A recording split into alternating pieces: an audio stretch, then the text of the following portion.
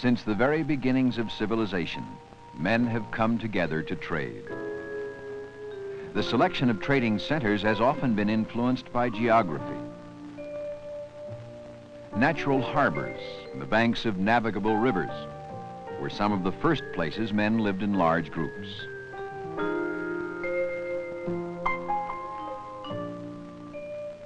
Later, as people moved inland, other places became centers for trade and economic activity.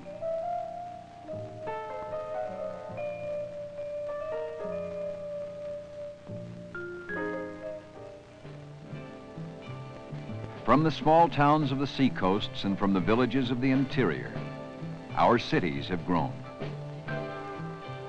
In North America, where the growth has been rapid, almost no long-range planning has guided the growth of the cities. What do you think might be good about living in a city?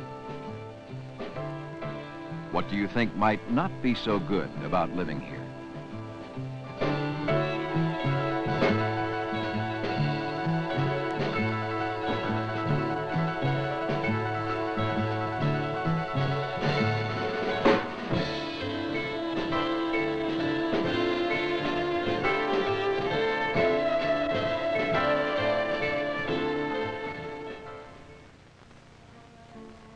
As cities grow, they spread out.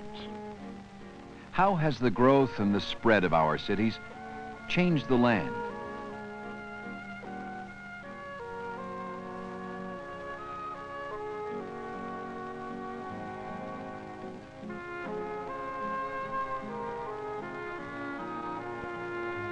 Each year, many people move from the central city to the suburbs.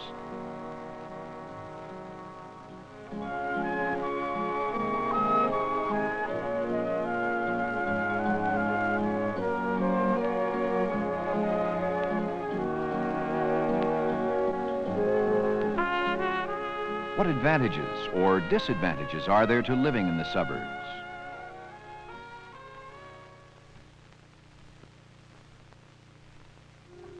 If you work in the city and live in the suburbs, you may have a long bus, train, or car ride 10 times a week, or about 500 times a year.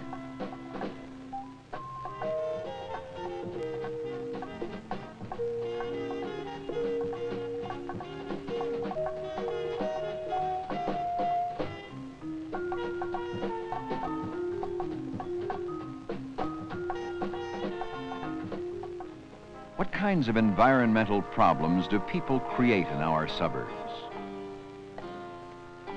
What problems are suggested here?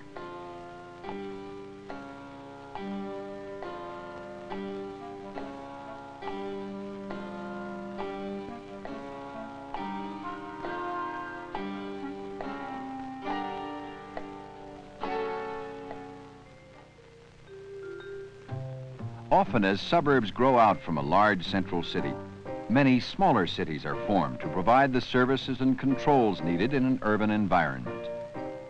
Small cities often have difficulty providing these. What controls and services do you think might be needed here?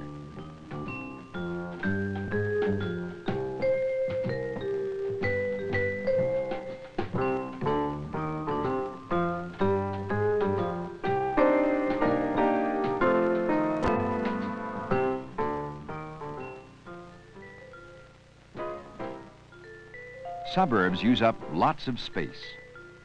How does this affect wild and rural environments?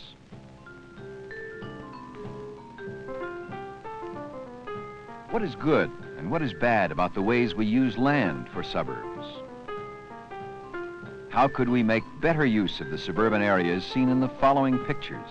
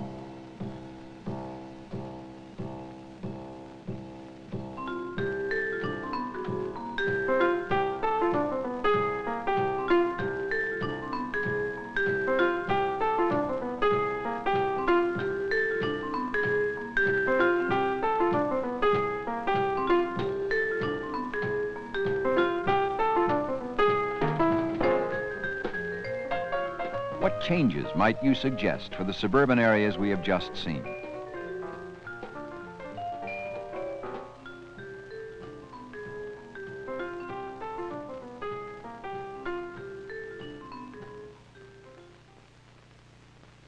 At night, the cities and the suburbs provide a continuous pattern of light. A plane flying along the East Coast is seemingly above a city from Richmond, Virginia to Portland, Maine, or on the West Coast from San Diego to San Francisco. Some changes caused by the growth of cities affect the environment in places far away from the cities. In what ways do cities and suburban areas affect places a long way from their boundaries?